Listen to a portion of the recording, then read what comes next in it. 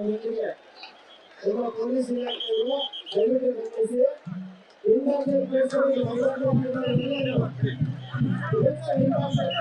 ಮೈದಾನಿನ ಒಳಗಡೆ ಇರುವಂತಹ ಎಲ್ಲರೂ ಮಕ್ಕಳಲ್ಲಿ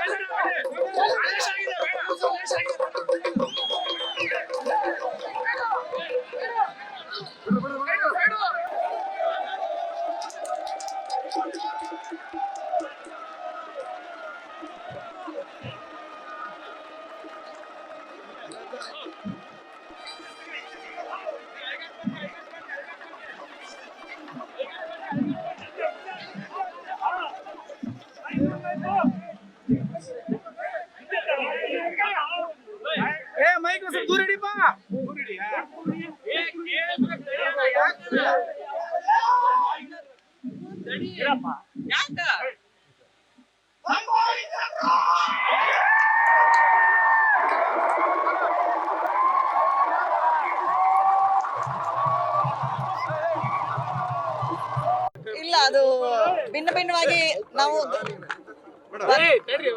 ಏನವರು ಕಾರ್ಣಿಕ ಅವರು ನುಡಿದಿದ್ದಾರೆ ಅದನ್ನೇ ಭಕ್ತರು ಅವರು ಅನಲೈಸ್ ಮಾಡ್ಲಿ ಅಂತ. ಯಾಕಂದ್ರೆ ನಾವು ಒಬ್ಬೊಬ್ರು ಒಂಥರ ಅನಲೈಸ್ ಮಾಡ್ತಿದ್ದಾರೆ. ಸೊ ನನಗೆ ತಿಳಿದಂಗೆ ಎಲ್ಲ ಒಳ್ಳೇದಾಗತ್ತೆ ಅಂತ ಹೇಳ್ದಂಗಿದೆ. ಸೊ ಎಲ್ಲ ವಿಶ್ಲೇಷಣೆ ಯಾಕೆ ಮಾಡ್ಲಿಲ್ಲ ಮೇಡಮ್?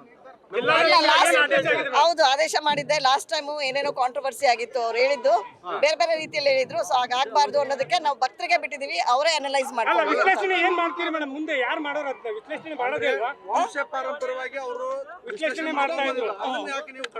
ನಾವು ಕಡಿವಾಣ ಹಾಕಿಲ್ಲ, ನಾವೆಲ್ಲ ಚರ್ಚೆ ಮಾಡಿ ಆಮೇಲೆ ನೀವ್ ಹೇಳಿ ಅಂತ ಹೇಳಿದೀವಿ. ಯಾಕಂದ್ರೆ ಎಲ್ಲಾನು ಒಂದೊಂದ್ ತರ ಹೇಳೋದು ಬೇಡ, ನೀವು ಕುತ್ಕೊಂಡು ಚರ್ಚೆ ಮಾಡಿ ಆಮೇಲೆ ಹೇಳಿ, ಒಂದೇ ಹೇಳ್ಬೇಕು.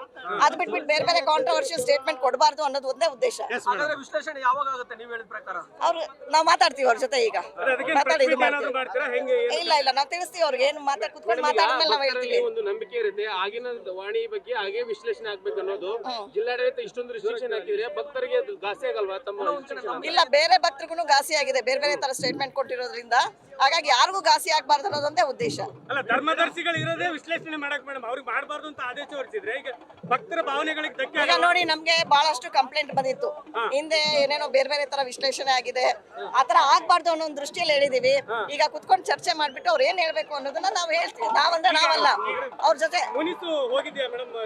ಯಾವ ತರದ ಮುನಿಸು ಇಲ್ಲ. ಮುನಿಸು ಇದ್ದಿದ್ರೆ ಈ ತರ ಇಷ್ಟು ದೊಡ್ಡದಾಗಿ ಆಗ್ತಾ ಇರ್ಲಿಲ್ಲ. ಎಲ್ಲ ಚೆನ್ನಾಗಿ ಆಗುತ್ತೆ, ಒಳ್ಳೇದಾಗುತ್ತೆ.